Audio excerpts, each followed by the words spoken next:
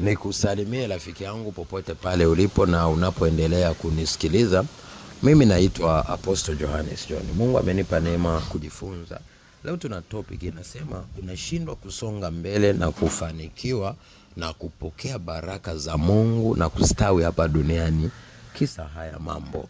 Kumbuka maandiko yanasema mtu apatapo utajiri asijisifu kwamba nguvu zake ndo zimemfanikisha, maana Mungu ndiye atupaye nguvu za kupata utajiri. Kumbukumbu la Torati 8:18. Lakini pia maandiko yanasema kwamba tusipokuwa waaminifu kwa mali za mtu mwingine, na sisi Mungu hatotuamini. Lakini tusipokuwa waaminifu kwa kitu kidogo, Mungu hatotuamini kwa kitu kikubwa. Sasa ndoto hizi si ndoto za kupuuza. Ndoto ya kwanza, hali ya kwanza ambayo inakufanya usifanikiwe ni upo chini ya uongozi mbaya. Unaweza kuwa ni mfanyakazi, labda ni mwalimu, ni mwanafunzi, au ni mwanasiasa, au ni mtu yeyote. Ukiwa chini ya uongozi mbaya, kama ni wa kampuni, kama ni wa shirika, au ni wa kifamilia, ni ngumu sana wewe kufanikiwa. Kwa hiyo jitoe kwenye huo uongozi, ila maana ndipo utaweza kustawi. Cha pili, unafanya kitu kinyume na mapenzi ya Mungu au kazi isiyompendeza Mungu. Nishasema huwa kuna maono ya aina tatu. Kuna maono ya Mungu, kuna maono ya watu binafsi, na maono ya shetani.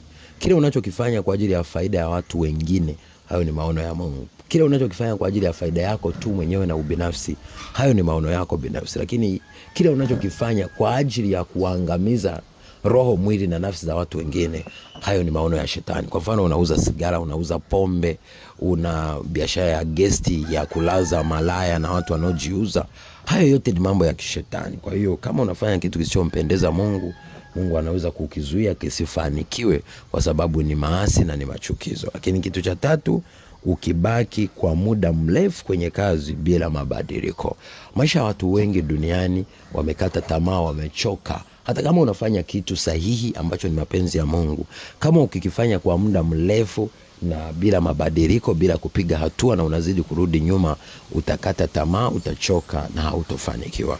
Kwa hiyo rekebisha. Kama unafanya kitu kwa muda mrefu na unaona hakizai matunda, badilisha namna na mbinu, au badilisha eneo, au badilisha namna ya kufanya.